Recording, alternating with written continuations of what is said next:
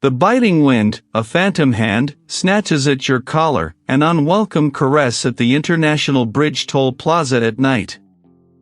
Overhead, the skeletal trusses of the bridge claw at the bruised canvas of the sky, strung with a necklace of amber lights that shimmer through the exhaust haze. You stand, a solitary sentinel, watching the endless parade of headlights blur into streaks, each vehicle a fleeting life, a story rushing past, none pausing for yours. The rhythmic thrum of distant engines is a dirge for a past you can't quite outrun. Your breath plumes, a transient ghost in the frigid air, mirroring the ephemeral nature of your former life. The weight of what was, and what now is, settles in your bones, a constant ache. Marcus Thorne, they once called you, with a reverence that has since curdled into a whisper of contempt. The badge, a polished shield against chaos, now gathers dust in a forgotten drawer, a relic of a time when the lines were clearer, and justice, though elusive, felt attainable. The failure, a jagged shard, remains lodged deep. The journalist. Her name, a silent scream in the archives of your memory, echoes loudest on nights like these. Brilliant, incisive, he had chased shadows, and those shadows had swallowed her whole, leaving behind a cold trail and a case that broke you. Dismissed as a random act, a street crime gone awry, it festered, and open-wound on your record, the one stain that refused to lift. You had seen the threads, felt the tremor of something vast and unseen, but the evidence, like sand, slipped through your fingers. They called it a dead end. You called it a grave. No one usually approaches you here, not anymore. This desolate stretch, a liminal space between nations, has become your chosen exile. The approaching steps are measured, deliberate, crunching on stray gravel. Your gaze remains fixed on the distant glow of the city lights across the water, a world you once policed, now just a shimmering mirage. Marcus. The voice, when it comes, is low, gravelly, familiar. It belongs to an old superior, a man whose face, even in the dim glow, carries the indelible etchings of countless sleepless nights. You detect no judgment in his tone, only a weariness that mirrors your own. You finally turn, your eyes, accustomed to the gloom, settling on his face. You shouldn't be here, you state, the words flat, devoid of warmth. There's a flicker of something in his eyes, regret? Before it's masked by a practiced stoicism. Neither should you, Marcus. Not like this. He gestures vaguely at the vast expanse of the bridge, the roaring emptiness. But here we are. He pauses, letting the wind carry the unspoken words. It's about the journalist. The Thorne case. Your jaw tightens. The name, spoken aloud, is a physical blow, snapping you back to a moment you've spent years trying to bury. That case is closed. Buried with my career. Not anymore. The superior's voice drops, a conspiratorial murmur against the wind's howl. A new lead. A thread, pulled from an old tapestry. It connects to something bigger. Something that reaches all the way to the top. You scoff, a dry, bitter sound. They dismissed it. Wrote it off as a mugging. Said I was seeing ghosts. Perhaps you were, Marcus. But those ghosts are walking now. And they're wearing expensive suits. He takes a step closer, his gaze unwavering. The current presidential campaign. The front runner. His name is being whispered in the same breath as the journalist's last investigation. A cold dread, distinct from the night's chill, begins to coil in your gut. Too delicate. too high profile. But you, Marcus. He allows a thin, knowing smile to touch his lips. You're off the books. You're a ghost yourself. No one expects you to follow the rules anymore. You have nothing left to lose, and everything to gain. He pulls a folded document from his coat, its edges crisp even in the dim light. He holds it out, a silent offering. It's a chance, Marcus. A chance to finish what you started. To find the truth, not just for her, but for yourself. The journalist. The politician. The words weave a perilous web, pulling you back into the very labyrinth you barely escaped.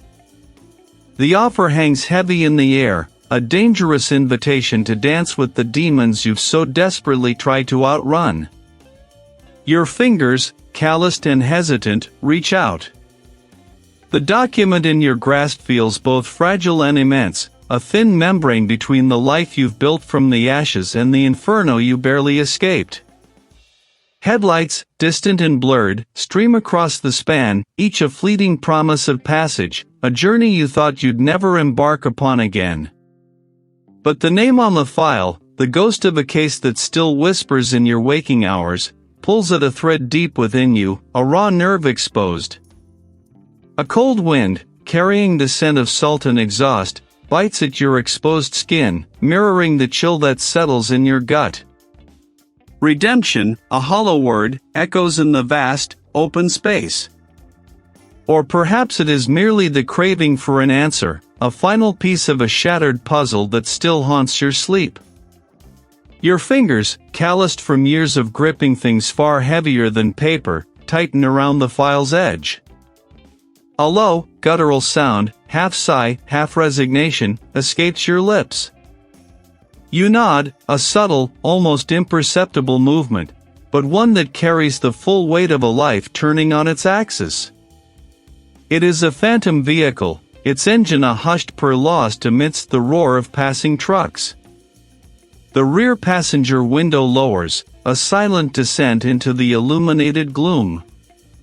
There are no words, no exchange of glances, just the transfer of burden. You take the envelope, the window slides back up, sealing away the unknown occupant. Without a backward glance, the sedan merges into the stream of northbound traffic, disappearing as quickly as it materialized. The weight of the new files is substantial, a tangible promise of sleepless nights and gnawing doubt. You retreat to the relative solitude of your vehicle, the glow of the dashboard lights casting a pale, intimate sphere around you. The engine idles, a steady pulse against the frantic beat of your own heart. With deliberate movements, you break the seal, the crisp tearing sound loud in the quiet cabin. The first document is a reprint of the original police report, yellowed at the edges, its language formal and sterile. The victim, a brilliant investigative journalist, Eleanor Vance. Cause of death, blunt force trauma. The original conclusion, a random, violent robbery gone wrong. You remember the frustration, the gnawing suspicion that it was more, a feeling dismissed by your superiors, leading to the first crack in the foundation of your career. You flip through the pages, your gaze sweeping over familiar details, now seen through a new lens. The lack of forced entry, the missing laptop, the absence of any valuable personal items beyond a cheap watch. Standard procedure, standard findings. But then you catch it, a subtle discord, a single, faint fingerprint on a discarded coffee cup, partially smudged, never matched. At the time, it was deemed too indistinct for identification. Now, a recent news article, tucked carefully within the new files, features a close-up photograph of Senator Albright, his hand gesturing emphatically, and a distinct, small scar visible on his thumb. A scar that, if memory serves, aligns precisely with the smudged print's partial ridge pattern. Further into the file, a series of the journalist's personal notes, scrawled in hurried, almost frantic handwriting. Names, dates, and cryptic abbreviations. Project Chimera, Cerberus Group, Albright's offshore accounts. These phrases, once dismissed as the ramblings of a paranoid mind, now blaze with newfound significance. At the time, the connections seemed too tenuous, too conspiratorial. But Vance, it appears, had been closer than anyone knew. One particular entry arrests your attention in meeting with the Watchman, Doc 7, midnight. Info on funding source. Doc 7. A specific, forgotten detail. The original investigation never found a source for this Watchman, dismissing it as another dead end. But now, juxtaposed with the recent headlines touting Albright's presidential campaign, the phrase takes on a sinister weight. A current campaign finance report, also included in the new file, lists a substantial donation from a newly formed shell corporation, Cerberus Holdings LLC. The name resonates with Vance's frantic scribbles. The random act of violence shatters, revealing the intricate gears of a carefully orchestrated elimination. The journalist wasn't just investigating, he was on the precipice of exposing something monumental. And Senator Albright, the man whose face now plastered billboards across the nation, was at the heart of it. The wind still howls outside, a lament for the dead, a warning for the living. But the ambiguity is gone. The labyrinth has reformed, and you, Marcus Thorne, are standing at its treacherous entrance once more. The path forward is no longer a choice but a grim, unavoidable descent. The document, crisp and cool against your fingers, feels like a key forged from obsidian and regret. Headlights, distant and spectral, slice through the gloom, their beams momentarily illuminating the stark lines of the contract, the name Marcus Thorne emblazoned like a brand. You nod, a silent, grim acceptance. The inferno calls again, and this time, you will walk into its heart, not merely escape its periphery. The city unfurls beneath your tires, a sprawling organism of steel and shadow. You navigate the familiar arteries, each turn a deeper plunge into the labyrinth of memory. The residential district, where the journalist's life was abruptly extinguished, remains largely unchanged, a testament to time's indifferent march. You park the sedan several blocks away, the crunch of gravel underfoot a stark counterpoint to the city's distant hum. The alley. It's narrower than you remember, the brickwork a patchwork of grime and faded graffiti. The scent of damp earth and forgotten refuse clings to the air, a phantom odor of decay.